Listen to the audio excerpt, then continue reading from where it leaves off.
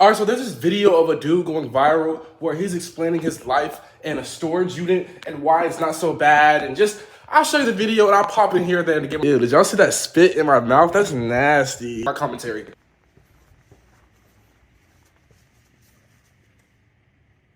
I live in a storage unit because it's cheap in comparison to an apartment. Listen, living in a storage unit isn't the worst idea ever. I understand the logic, you know. Hey, at least it's a place to stay and a roof over your head and somewhere you can lay your head at night. I understand it, right? And I was talking to my girlfriend about this, and it was like, it's illegal to live in a storage unit because if it was legal, everyone would do it. And even if everyone started doing it, they would upcharge the price because you have to pay for a storage unit. So I'm like, damn, like, that's not the worst idea ever. If you had nowhere to go, plan Z, last resort, and you had to live in a storage unit, hey, live in a storage unit. I mean, but it's not legal, so if you get caught, you're getting thrown out. So I don't know. Living here is actually really comfortable. I get a lot of things that I need and want to get done here. This is the part of the video that makes me laugh because it's like he's trying to convince the whole world to live in a storage unit. He's like he's trying to like cope that he's living in a storage unit by naming all these things that he can do like it's some crazy thing, but it's just like it's not that crazy that you're able to do these things. Hold on, let me show y'all. But, you know, he could be like, it's not so bad. I can do this, this, and that. Maybe he's trying to keep a positive, optimistic mind by saying the positives, but let me show y'all. Let me stop cutting back in. I can exercise.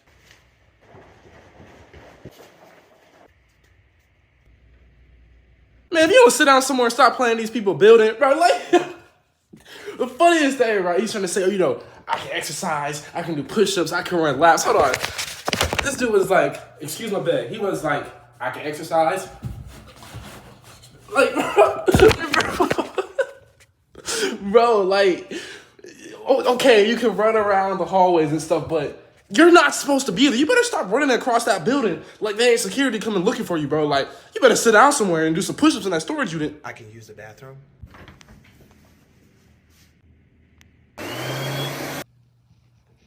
Okay, you can use the bathroom. It's a public building. It's a public space. They usually have bathrooms. I mean, hey, you can take a shit, bro. Good. Hey, man, you can use the bathroom. I can play music anywhere in the unit. You're not supposed to be living there. Turn that music off. You can't play music anywhere in the unit because you're not supposed to be living there.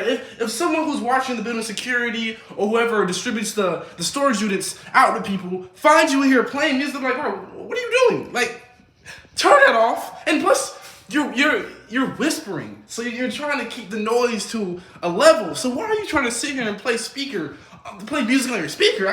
Hey, man. It's a plus, I guess. It's climate controlled in here, so it's nice and warm. This unit is 24 hours, so I can come here anytime I want, stay here as long as I need to. We can take naps if we need to and go to sleep. So this is our living space. You saw how that lady looked at him, bro? She said, you know, bro, she's like, what are you doing? Put that camera away. Like, she's like, bro, huh? Like, bro. Why did she look at him like that, bro? Very, very grateful to have this space. The next goal was to get an RV. The next goal after that, tiny home. Hey, I commend him for being grateful and not the best situation, you know? He has a positive mindset, and I commend him for that, you know? He's grateful considering the circumstances. That's commendable. But what I didn't understand was his goals. He said that we're living in a storage unit now, next is an RV, then a tiny home, but I'm failing to understand why go to the RV next. Why don't you just jump to the tiny home? Because if they're saving up for an RV, RVs are expensive. And they're really hard. Not too hard to live in, but they come with their own complications. So I'm just wondering, you know, you're saving up all this money to get an RV and then a tiny home, but you can just get to the tiny home and just have an actual home, you know, a place that is a home. I'm not saying the RV's not a home, but you know what I mean? And it's just like, you know, if you're saving up for the RV, you get the RV, right? You deplete all your savings to get the RV, and you're basically starting from the bottom to save up to the tiny home again. I don't know. I don't understand that the three-step plan in motion. First, the storage units, then the RV, then the tiny home. Why don't you just go from the storage unit to the tiny home? I don't know. And if we want to eat, I just cook right out front.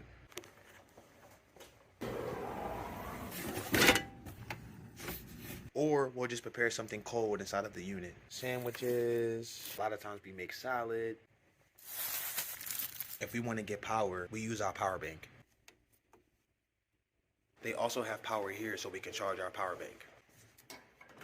Me and my baby will live here as long as we need to until we get the shelter that we want. Because we're living here, now we can save up more money to get what we really want. We're in it for the long haul. Thank you for the support. Thanks for watching. So that's the rest of the video. You see the situation with the food and generating power. And he says, you know, they'll live there for as long as they need to in order to get where they want to be at. And that's all fine and dandy, right? But what I'm trying to understand is why record this? Because I looked on his page, right? And basically it's him documenting his journey with him and his girlfriend for living situations and how they live and get by in this society and this economy, right?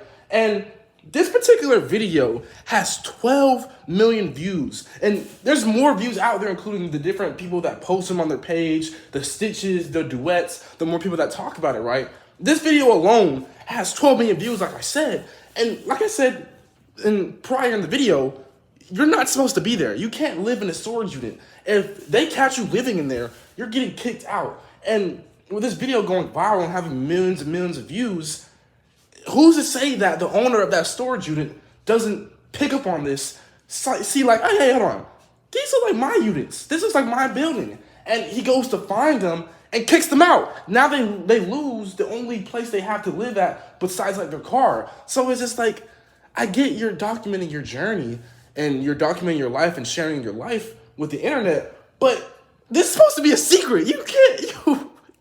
This is supposed to be a secret. You're not supposed to be there. So it's just, I hope all is well with them. I hope they figure out how to get through in life. I hope they, you know, come into better situations, better circumstances, you know. No one wants to be living in a storage unit. That's not worst case scenario. Worst case scenario is homeless on the streets with no roof over your head. But, you know, they want an RV, they want a tiny home, so they want better circumstances for their life, and I hope they get there, you know.